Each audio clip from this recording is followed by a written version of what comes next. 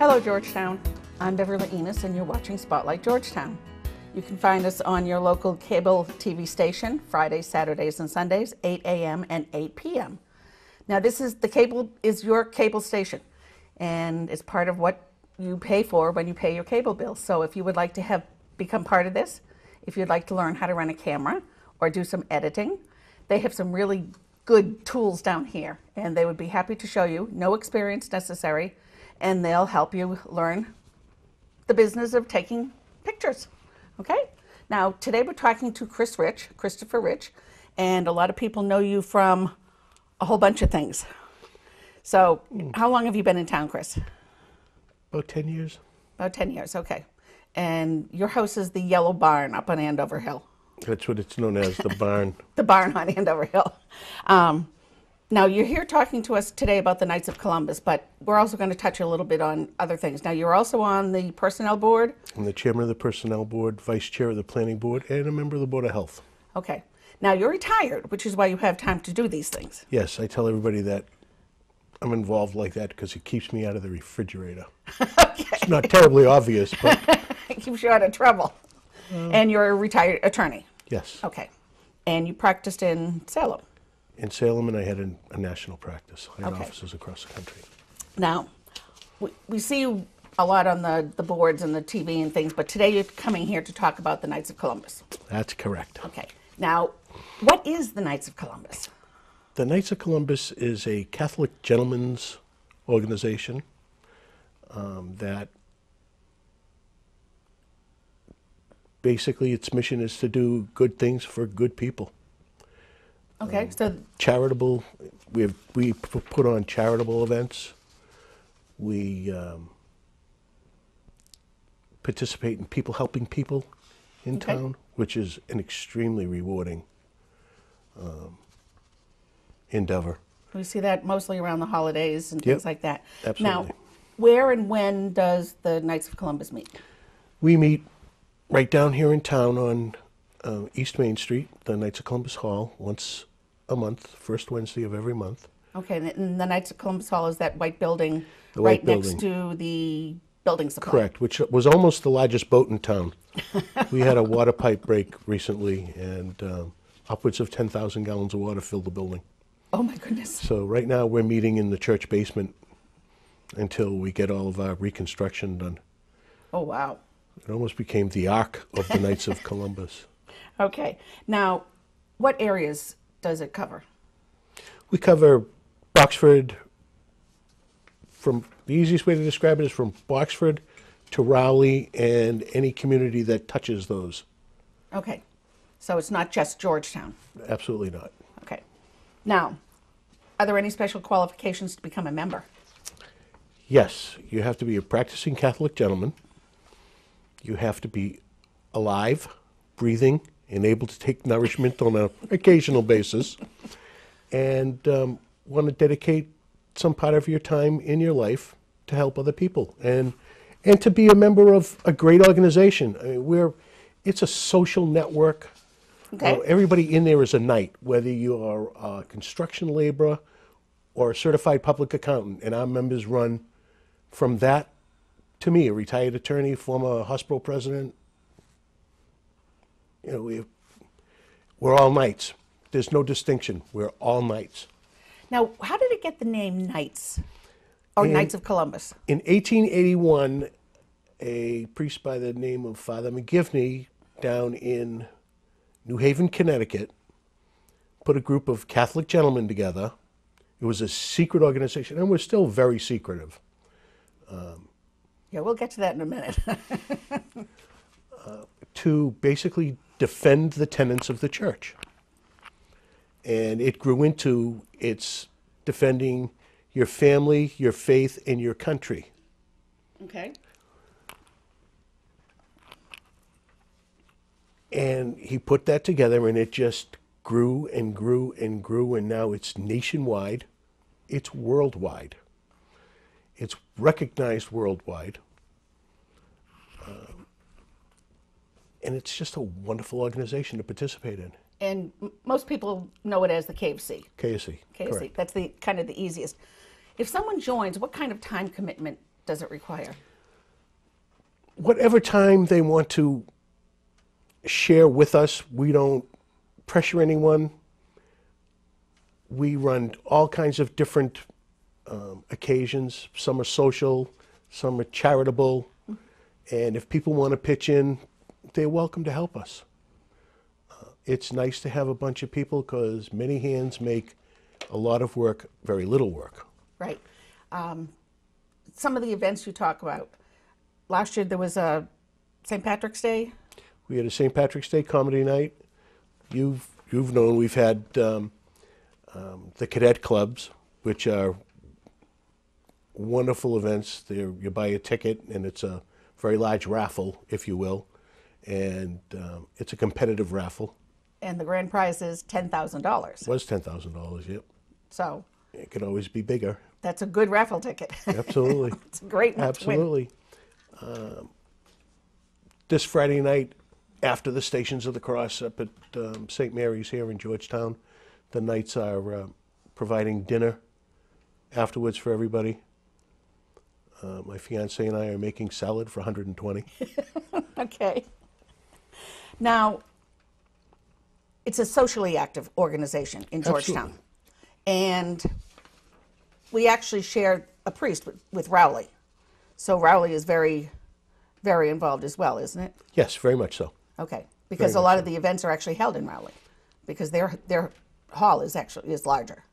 Their hall is larger. It's got in some respects, it's more conducive to like a comedy night with comedians. Clean comedians, too. If you wanted to know how hard that was to find comedians that would be very funny. With the priest in the room. And not a friend of the priest that's sitting in the room. So you do other programs. What type of youth programs that you do? We have a basketball shootout for the young people in Georgetown and Rowley and Haverhill, whoever wants to come and participate in it. We have a soccer shootout for the kids, and it's very well attended. And civic programs. Civic programs, we will, as I told you, we help out with people helping people. If somebody in town needs some sort of specialized piece of equipment, we had somebody in town whose wife had MS, and they had a very difficult time getting her in and out of the house.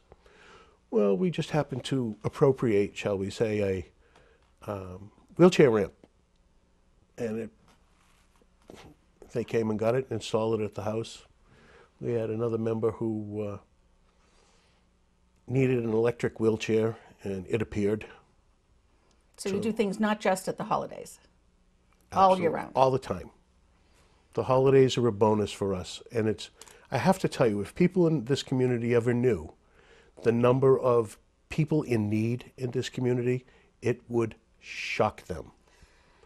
And what a great feeling when you can walk in with, oh gosh, turkeys and potatoes. Potatoes, everything to make a complete dinner, and have somebody there who is just so thankful. And it's just a great feeling. It's funny because we have 3 different pantries, food pantries in Georgetown as well, and they're really needed, and it's surprising. You think a small town like Georgetown, it's another one of those not in my town, but it does. It's needed. It's here in this town. Yeah, it's needed in everyone. Now, we hear a lot about the fact that this is a secret society. What goes on in a meeting? We hear about the Knights, but if I tell you what goes on in a meeting, then I have to kill you, and I have to kill the cameras before I tell you. No, it's when I first joined the Knights, or when I wanted to join the Knights, I was a super type A personality attorney. Didn't want to get involved in anything I didn't know all about. My father is a 4th degree Knight, which is the highest you can achieve in the Knights. My brother's a 4th degree Knight, and I'd ask him what goes on, and the standard answer is join, find out. You don't find out until you become a member of the Knights. And the way it usually goes is you get your first and second degree at the same time. And you're 2/3 of a member at that point. You're allowed to be in meetings, most of the meetings.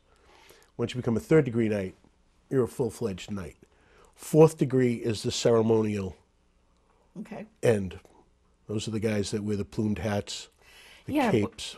We've seen at funerals or honor sometimes guards. parades, things like that, honor guards. What's with the That's costume, the outfit? The costumes. The costumes. I'm sure my brother fourth degree Knights would love to hear. We call it our regalia. Regalia. And that's what the original Knights of Columbus wore. Really? Yes. Okay. The hats. From the 1800s, that's right. The hats, the capes, the swords, and the plumed chapeaus. And it's nice. We wear tuxedos under them. So everybody's in formal attire, white gloves. And when Father Carroll passed away, he was a fourth degree Knight. We stood honor guard for him at his wake up at church. We've had a couple of other brother fourth degree Knights. And we stand honor guard for them. And if the family so want, we will do it at their funeral. And it's just an extension. That is the very public, dressed up, formal side of the Knights of Columbus that everybody notices. We did a parade one year here in Georgetown. Yep. And I'll never forget, a couple of my cars were in the parade, and somebody snapped a picture of the then Grand Knight standing on the running board of my Model T Ford with his sword out in a charged position. So we do have a sense of humor. Thank you, God. That's a good thing. Now, Grand Knight, what does that mean? When it hits the fan, it ends right about here. And you are the Grand Knight. I am the Grand Knight currently in Georgetown.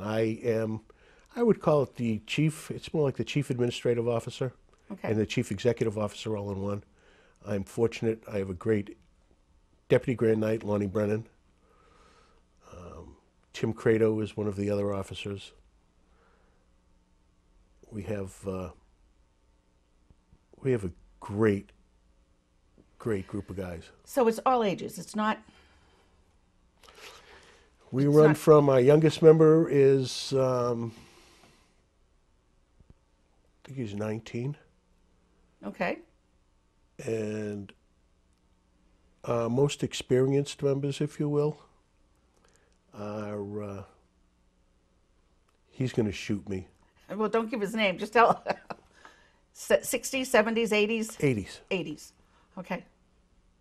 Oh, my father's a member. He's 87 years old. Yeah. Now, if people want to become a member, how do they go about that? Just contact us any night if they know one. The name of the application to the form to apply for membership is called a Form 100. This Sunday, Father Bob is allowing me to speak at each one of the masses that's coming up. I will have Form 100s. My phone number is listed in the phone book. They can call my house. Okay. Can they get them from the church as well? No.